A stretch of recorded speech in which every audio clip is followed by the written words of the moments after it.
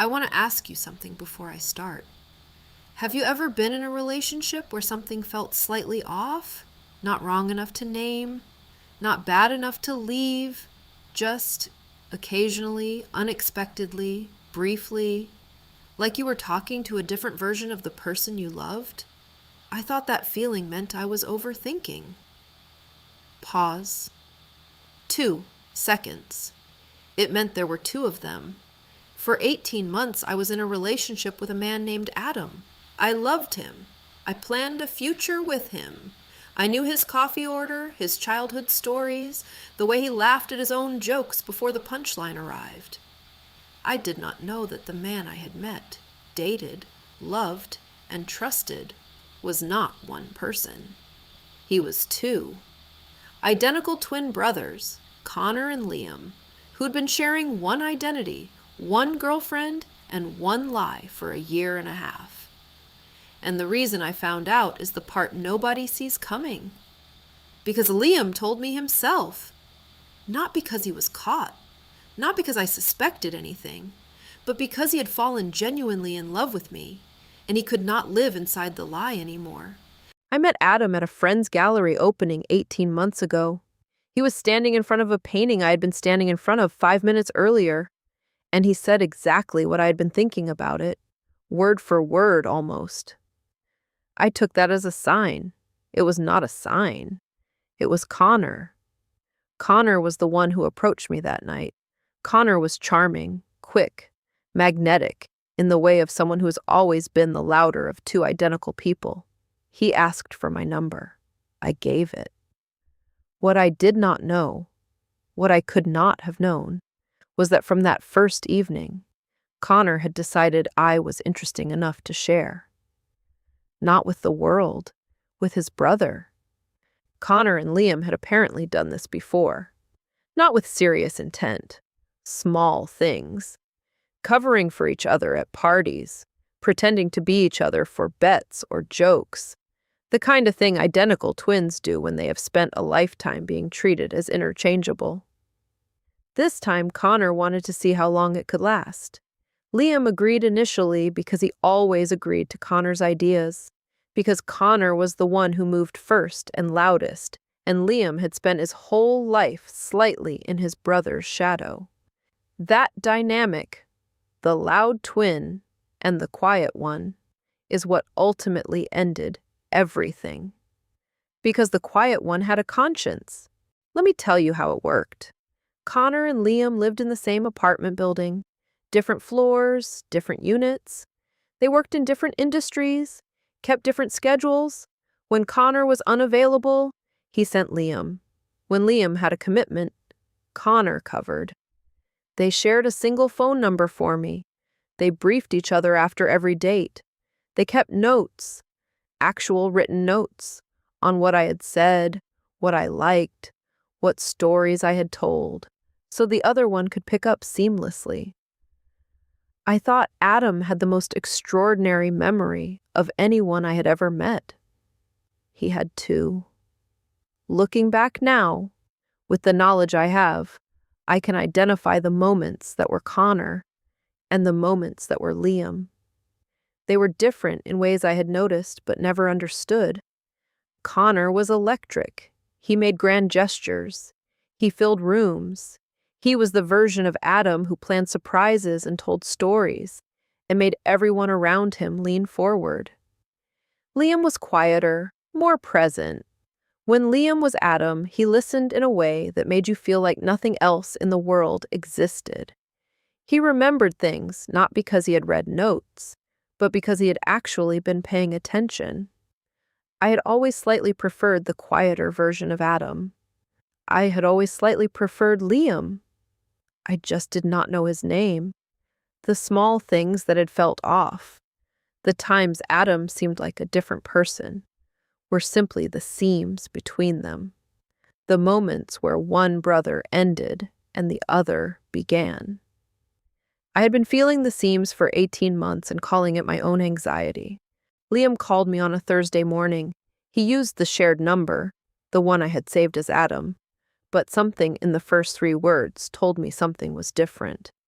He said, Olivia, this is not Adam. My name is Liam. I need to tell you something that is going to be very hard to hear. Please do not hang up. I did not hang up. I sat down on the floor of my kitchen. The second time in recent memory I have found myself on a kitchen floor processing something impossible. And I listened. He told me everything. The gallery opening, the shared phone, the notes they kept, the schedule they ran, every date, every lie, every carefully coordinated handoff between two brothers who looked identical and had used that sameness to run a deception for a year and a half. He cried during parts of it. I did not. I was somewhere beyond crying. In that specific place where something is so far outside your understanding of reality that your emotions cannot locate an appropriate response. When he finished, I asked him one question. I said, "Why are you telling me this now? What changed?" Because last Tuesday you told Adam, that you loved him, and the man you were looking at when you said it was me.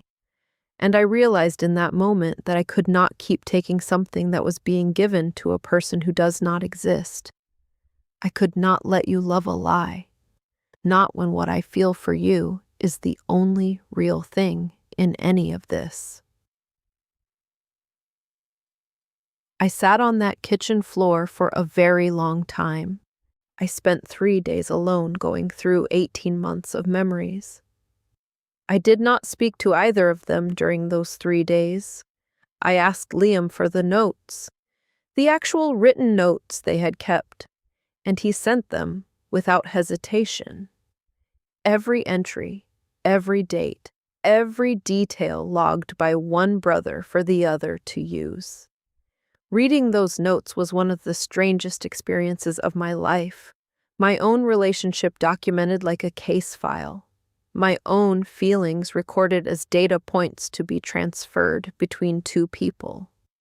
But as I read, as I matched entries to memories, something unexpected started happening. I began to see the pattern clearly.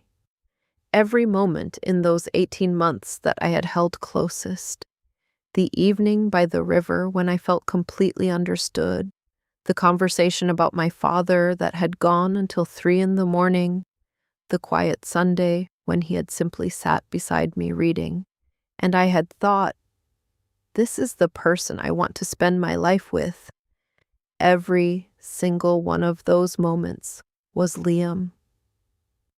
And every moment that had felt slightly hollow, the grand gestures that landed just short of genuine, the times I had felt admired more than known, the evenings that were fun, but somehow not quite full, those were Connor. I had spent 18 months falling in love, and every piece of that love had been falling in the right direction. I had been loving the right person the entire time. On the 4th day, I called Connor. Not to give him the satisfaction of a dramatic confrontation, not to scream or demand explanations I already had, but because I needed him to know, clearly, directly from my own mouth, exactly what his game had cost him. He answered immediately. His voice had the particular energy of someone who has been waiting for this call and is prepared for it.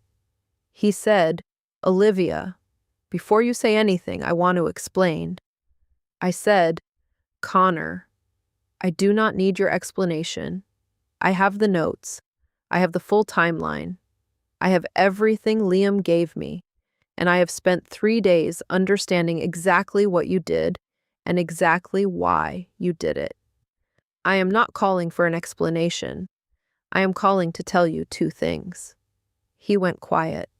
I said, "The first thing is that you started this as a game, and it stopped being a game the moment another person's real feelings became involved. What you did to me is something I will be processing for a long time.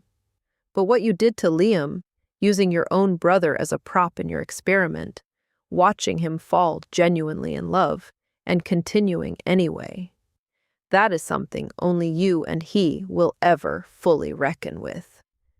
Silence. I said, the second thing is this. I know you expected one of two reactions from me. Rage, which would make you the interesting one, or devastation, which would make you the powerful one. I am giving you neither.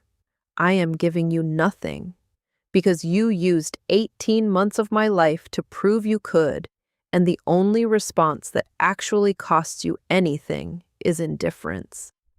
I hung up. I never spoke to Connor again. People ask me what happened with Liam. The honest answer is nothing simple and nothing quick. Liam had done something wrong. That is not a complicated statement. He had participated in a deception for 18 months, and the fact that he fell genuinely in love during it does not erase the months before that when he was simply playing along. I told him that directly.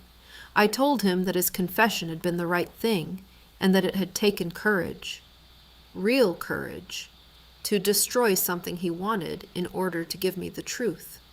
But I also told him that trust is not rebuilt in a phone call, no matter how honest that phone call is. He said, I know. I am not asking for anything. I just needed you to know that what was real between us was real, whatever you decide. That was the right answer. We did not speak for 4 months after that. And then one day I called him, not because I had forgiven everything, not because the confusion and the hurt had disappeared, but because I had spent 4 months trying to grieve a relationship and finding, honestly, stubbornly, inconveniently, that the parts I was grieving were all him. We met for coffee as two people with real names, with no script and no notes and no version of events borrowed from anyone else. It was the first genuinely honest conversation we had ever had. It was also, and I say this with full awareness of how strange it sounds, the best date I had ever been on. I know what you are thinking. You are thinking, how do you trust someone who lied to you for 18 months? The answer is, carefully, slowly, with eyes open in a way they were not before. Connor never apologized. He moved on to whatever came next for him. A man like Connor always has a next. The last I heard, he was living exactly the life he had designed for himself, and finding it slightly emptier than expected. I do not wish him harm. I simply do not wish him anything. Liam did the hardest thing. He destroyed the lie he lived inside because he could not let me love it. That is not nothing. It is not everything either, but it is not nothing. Here is what I want you to take from this story. Trust your instincts.